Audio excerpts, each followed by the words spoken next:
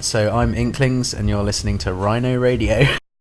All right, so it's been a while since you've been on the tour circuit.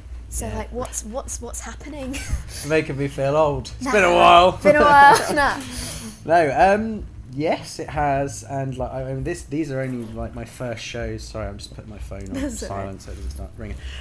These are only my first shows, headline shows as Inklings outside of like London. Yeah. So it's all a bit of a new experience. But yeah, well, I mean, what are you asking? What's changed? Yeah, because obviously it's you've still got like it's, you know, you're still you. You've still got your sound and that, but it's very, very different to obviously the stuff it was before. So obviously, well, things are smaller. So I guess, are you saying what's changed since I was in FEK? Yeah. It's essentially I had to start again. Yeah. So things are, you know, it's good, like in the sense that you have to get humble. Not that I was ever not humble. No. I hope. No, you've always, but, you've never been the egotistical rock star, you know. But yeah, you have to start again, and I think you have, like, whenever you come into a new thing, you have to really think about why you're doing it and make sure that you know you're doing it for the right reasons and you enjoy everything that you do. So I think without, like, I've had some amazing experiences, but I'm probably enjoying just being a musician the most I have since probably like 2013. Wow. Well, you have got a lot more freedom now, I guess, to explore some stuff now. It's your own project. Yeah, so there is that. I mean, I'll be the first to say I'm a bit of a control freak. So it does, and you know, my last band was a bit of a democracy rightfully so it should have been loads of great creative people in it, but it does get quite heated because when, you know, too many cooks really. Yeah. A lot of people have a lot of strong ideas and opinions, and it just sometimes it gets a bit it can be challenging. But yeah, so that does make things a lot easier, but then on the other side you don't quite have that the sort of brotherhood that goes with being in a band, and sort of you don't really get to fall back on people when stuff goes wrong, and so you know, it's like there's swings and roundabouts. There's certain bits of it that are easier and certain bits of it that are, like, you know, not. Yeah. How's the songwriting process different then? Because obviously when you're working with a band, I guess it's more difficult to get your own ideas like as a full, you know, thing, because you've got to accept others, but I guess it's going to be kind of more difficult when you're actually putting the song together. Yeah, so I mean that's actually one thing since I've been doing Inklings that I've really enjoyed, is exploring writing with a lot of people. So I mean, which is something that we didn't really need to do previously in like FEK and stuff, because because there was enough songwriters in the band. We didn't bring anyone else in. But yeah, it's something that I've really explored, and I think especially in rock music there's a bit of this kind of attitude where people are kind of like, I know, man, you know, I write all my own songs, you know, it's really like, you know, it's really rock and roll. And I do, apart from like Single Life, actually we play in the set, was written by my friend Michael. And it was a song he used for his old band Minus IQ back in the day. Sorry, wrong one. Jake here is like drums for Inklings is kind of just correcting me on my history.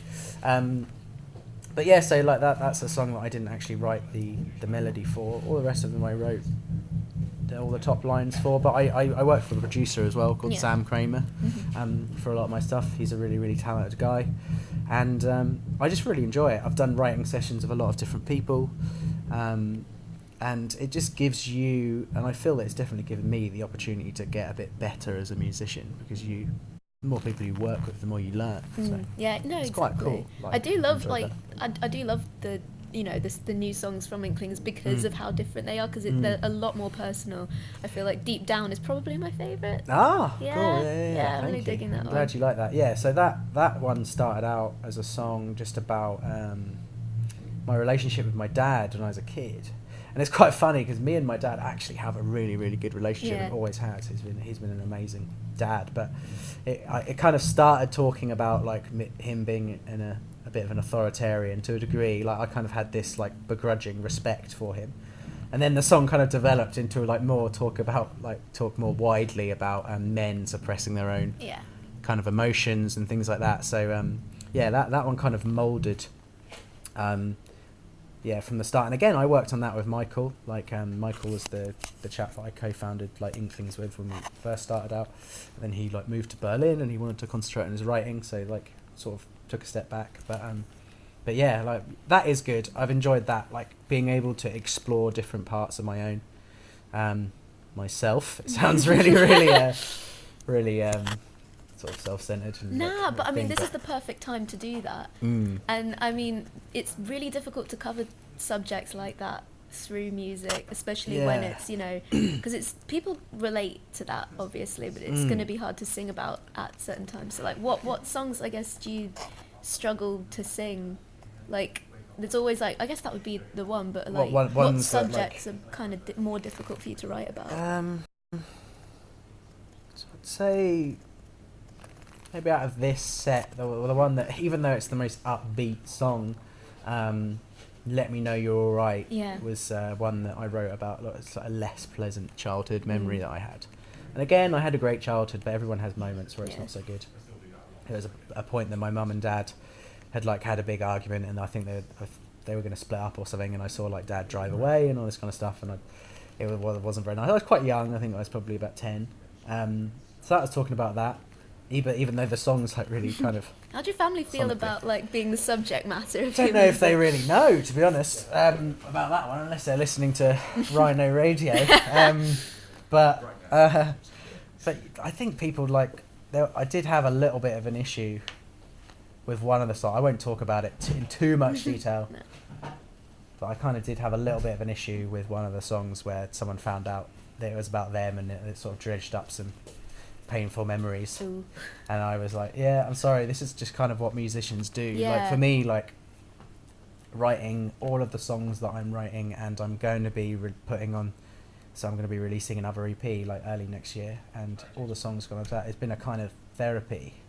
So I don't know, working title for the EP is going to be something like Bottled Up or something like that, but it's all the songs are just kind of like me working through different, like, not necessarily issues, but different feelings that I've had and stuff. And I think if music can't do that, then what else is it good for? No, exactly. It's kind of like... No, exactly. Well, that's exactly what it is for, isn't it? Because it's obviously when you're a creative and you've got to find some sort of outlet, like, for everything. Because, you know, the more stuff you go through, the more creative you get anyway, because it's all inspiration at the end of the day. But and then there's kind of like this two-way street as well. Like, so for the writer, it's like therapeutic or cathartic for them, and then for the listener, it's sometimes the same if you've done your job right, and they get to like listen to the song and interpret it in their own way, and hopefully get something out of it. So I mean, good questions. Well, I think the main thing with you know all music in general, like if you have an impact on an artist's life, you're at risk of being immortalized through something they do. So I think especially with this, it's obviously getting important messages across that, you know, it's hard to do, but I mean essentially it's the best thing to do when you're at this point in your career. So I think that's pretty great. I had to mention the jacket because we're both styling some pretty fly today. Yeah, like what we look like we could be in a band. We could. No, yeah. Well, I think, you know, having wicked outfits is a big part of, you know, performance and like stage presence. So like, what is your style? What stuff do you like? Well, it's developing, I think. So like, again, Inklings has been a bit of an exploration in a lot of ways. So when I started out, like I'm a really big fan of like bands like The Killers, stuff like that. Yeah, I really like that, just kind of like nostalgia, like the super nostalgic edge that they have to their songs and things like that. So like a lot of the early Inklings songs were kind of influenced by that, and then like now, but then also I'm a massive fan of bands like My Chemical Romance and Fall Out Boy. Look at me, I'm still like... I did notice a little, like, it did remind me a bit of early Fall Out Boy, one of them, and I was like, I like, this is the nostalgia it got me. Man, so there's, like, Thanks for the Insight, it's pretty pop punk, it's one of my songs that's kind of like that, and like, sorry, I can't remember what the original question was, I was just like waffling on. Oh, style, that's style, it, style, so, what I'm trying to say is it's developing. it started out with one thing, and I was kind of going for a little bit more of like the 80s tinged kind of thing. I've definitely maintained that with like a lot of the synths and that side of things. Definitely trying to keep that sonically, but now I think I'm just embracing my inner emo. I can get on board with It's that. I feel like really emo like is it. making a comeback. Yeah, I mean, I've been saying it for years. I'm just like secretly, I'm hoping. I think it's I feel like the 80s made a comeback with this weird synthwave thing, and I was like, I know it, emo's going to come back. And then Youngblood came along, and I always make the joke that like the Black Parade was sort of like a prophecy for the coming of Youngblood. Yeah, totally. But now he's bringing that, and like I feel like bands are sort of embracing sort of mixing genres a lot and like playing around and experimenting, and because I know you do that like a lot, like it's not you know, it doesn't sound like anything I've heard before specifically. Well, that's good. So, thank you. I'm glad. I guess that's a good thing. Yeah, what kind of like, is there anything you want to experiment with in terms of like, because obviously you've got that 80s new style, you've got that pop punk style, like are there any weird genres you might want to incorporate? No, I'll be honest. Like, I mean, I'm probably more interesting if I said yes, but for me, it's first and foremost about the lyrics and melody, connecting with someone in some way and being honest, and then next, like, I guess the rest is all kind of just decoration. If you can get the music to like, that's why I like singing so much, because that's like the easiest way to get that kind of emotion across. But then all of the rest of it like helps just, I guess, amplify that. So, you know, like a certain drum pattern or like an angry guitar, and it's all just adding to the overall feel. So no, there's not really any like crazy genres that I'm like deliberately mashing in, but if something comes along, I think I'm trying to focus a lot on lyrics, just because like things like people like, I don't know, like Bruce Springsteen, I really like the way he wrote lyrics, and the Killers, who were massively influenced by Bruce Springsteen. So like I really like the way that they kind of tell these little stories and kind of have this nostalgic thing. So I think for me that's probably more important to start with. And then I think I've just stopped giving, I don't know if I'm allowed to swear, but you know, stop giving a fuck basically about what I think other people want, and I've never really done that now, I guess, but like I just don't care. Like I just want to write some emo songs. So I think the next EP coming is, apart from maybe one, is pretty straight up. I'm looking forward to delving into some emo. Yeah. It's not like kind of like the crap sort of, you know, when emo like got really bad, where there was just evolved like emo. Ridiculous like screaming for no reason and stuff like that. Like, it's not that. It's artistry. It's the difference between emotional music. No, so. And I don't know why emo got such a bad rep. It got. I know it got kind of like people didn't understand it. No, but I mean, once they come up with a name as, you know, emo, it becomes like a cult thing to, you know, put down. But I think some like really good art did come out of it, and like especially they may be, you know, the mainstream one, but especially My Chemical Romance and Fall Out Boy and all of that, and because especially it's, you know, still influencing stuff today. It's funny, like My Chemical Romance didn't used to get quite irritated when people referred to them as emo, but I guess they kind of spearheaded that whole thing, and but there was a time when all bands, like every band, regardless of whether you had been an emo band previously, for a time went emo. Like AFI went super emo. They'd been like a hardcore band before, like 30 Seconds to Mars like went really emo, and now like I don't know, Jared Leto just looks he's basically he's like a cult leader. He's got a cult, and definitely weird. He's just like walking around literally looking like Jesus. Yeah, dressed as Jesus with all these like people dressed in white following him around.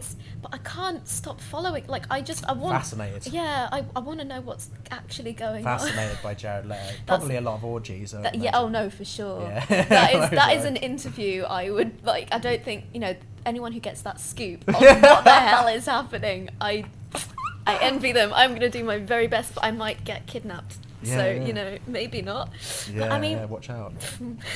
But I mean, all this, like, you know, this fandom that's, you know, still supporting you, it's still big. You've still got, you know, you're like... well, I wouldn't speak too soon. I mean, I'm not like speak till I'll see what the show's like tonight. I mean, the people I've seen online, like... There are people online, they're spread out. Yeah, they are. So there's a few, I've got probably a few hundred really core, lovely followers, and I have a lot of them on this WhatsApp list that I have. Yeah.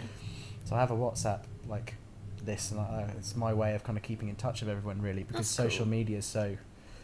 useless now. Yeah. Like most 90% of the stuff I post, no one sees. So, I literally, anyone who wants to, they just text this number and I add them to a list and I text them, and if they reply, sometimes like I chat. That's back. wicked. I like how you're like so integrated with with the fans, because it's not something that you really see much of in general. Like having contact with the people that follow you, no matter how big or small like an artist is, because like you said, because of social media, everyone's so detached now. And even when you're trying to make it in music, I guess if it's if you're not doing social media, you're not going to get as far as other people in a certain way. So like, how with Inklings, how is it since you started, I guess, how has it progressed? Like, has it gone the way you thought it would as quickly? Stuff, yeah. like, well, it's just the same as it has been for like everything in every industry. Social media is kind of been gated, so unless you're paying for it, you don't really have access to people. You don't, unless you pay for your post to be promoted, which is something that I don't really have the money or the inclination to do. So I really see social media now as more of a like shop front, for your brand. Like, this is how Inklings looks, and this is how a bit of like how I sound, and that, whether that's Spotify or Instagram or whatever it is, or the website. But people don't really go to bands' websites very much now. No. So that's how I see it. And then as far as like my connection with fans go, I try and take it away from that. Yeah. I mean, I'll chat to anyone. If you tweet me, I'll tweet back or whatever. Yeah. But like, it's just, it's not great. I'll be honest. No, like, I'm not a fan of social great. media at all. It's generally it's just a bit of an echo chamber for people showing off. Yeah. I think.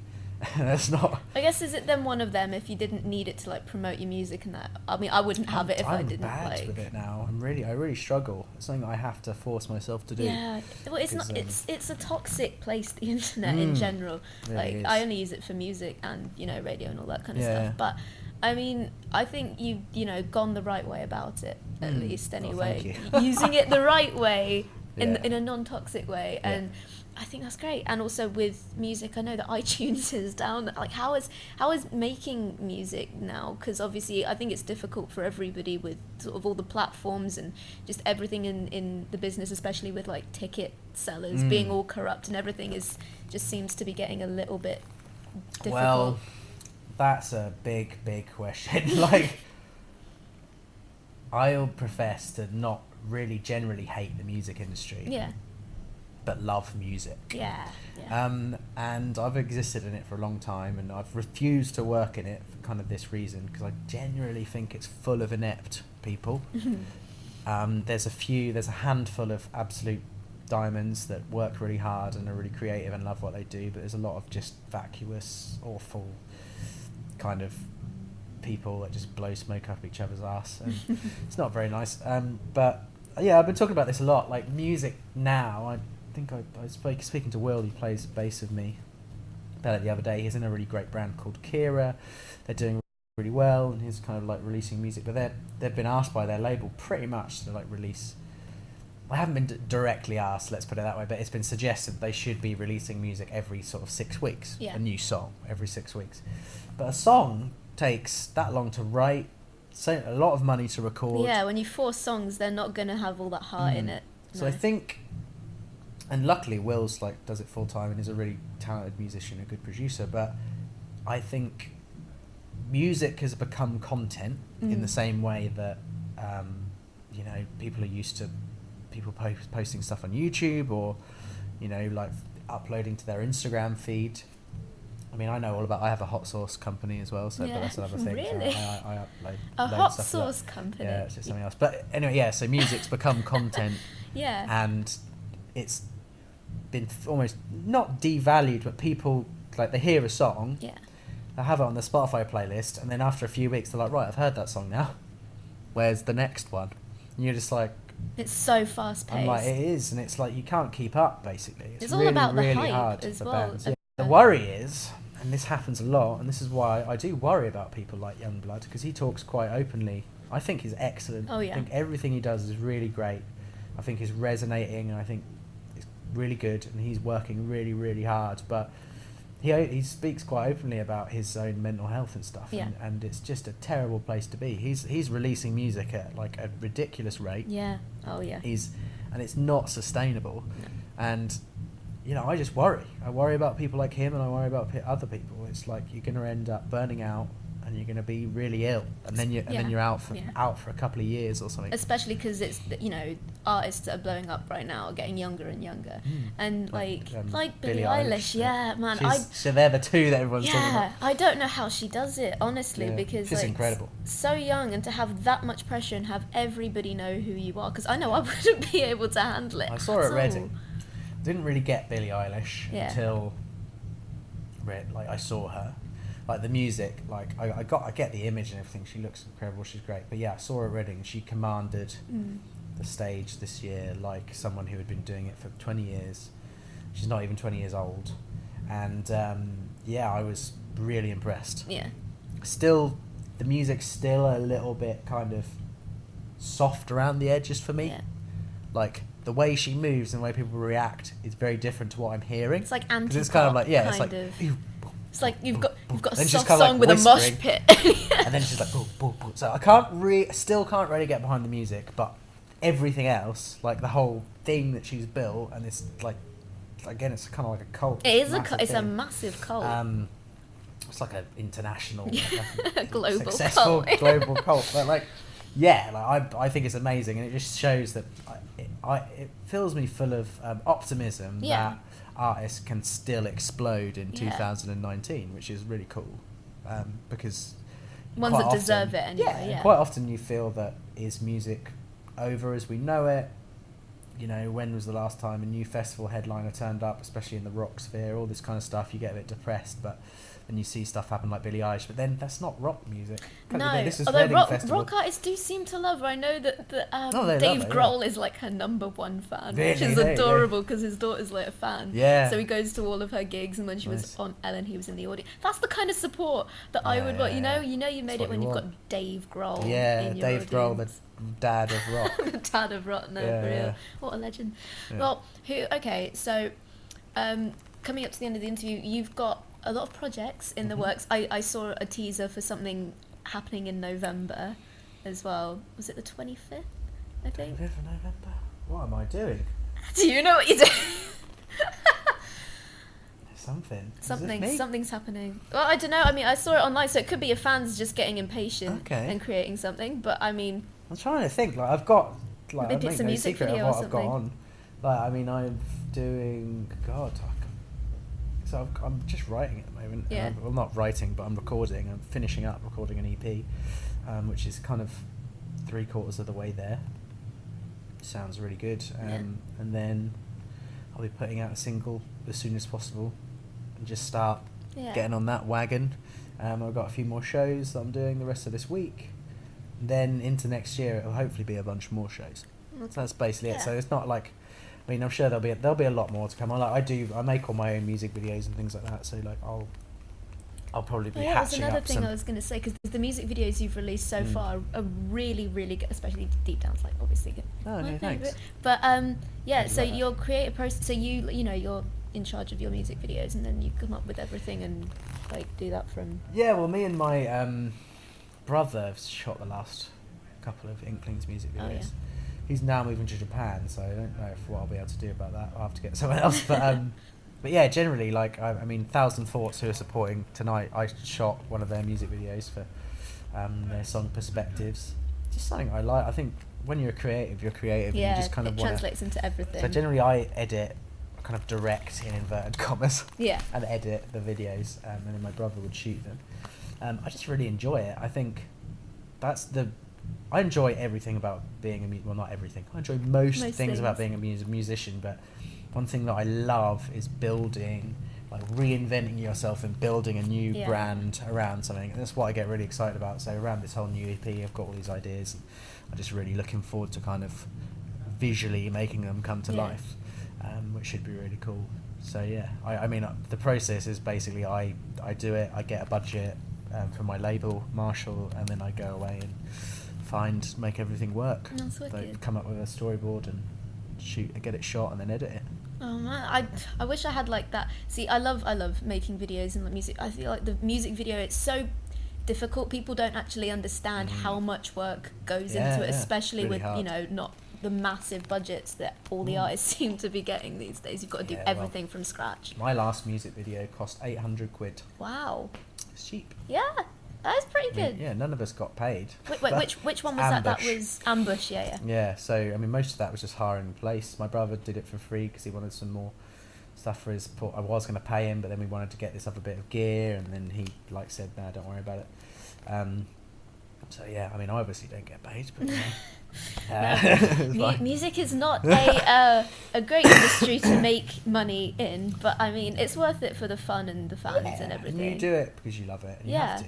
And then, you know, once you get to a certain stage, there is money to be made, but it's mostly comes from merch and like physical copies of Yeah. CDs and all of that stuff. So You seem to know your stuff. well, it's not easy to make it, you know. It's not.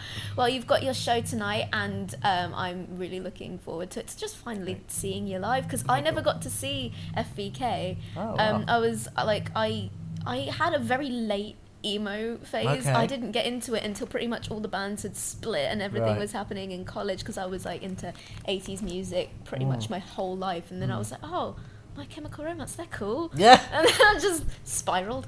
So Yeah, we've all been there. yeah, it's you I was delve down, it 16 just all goes the first down time, from and there. I've never got out of it. No, Probably younger than that. I don't think we'll ever leave truly That's now fine, once no. you're in. But I mean, the show's good now. We're at the Asylum. Yeah. I mean, where are the other dates at then in the tour? So literally, there's like only a handful of shows. Yeah. So we're doing Manchester last night. Today's Birmingham. Doing London at the end. I'm doing a couple of shows in London this weekend, and then that's it for now. And then I think coming into next year there'll be a bunch more. How was the gig last night then? It was good. Yeah. Yeah, it was good. Like there's some lovely people there, and the people that there enjoyed it. So Oh, I'm glad. Best Well, I guess that's enough. I'm looking forward to seeing you gig tonight. Can we expect any new songs that have? yeah, I'm playing one new song. Yeah, wicked. Yeah, Well, I song called can't wait Dizzy. to hear that. Dizzy. Yeah. What's that about?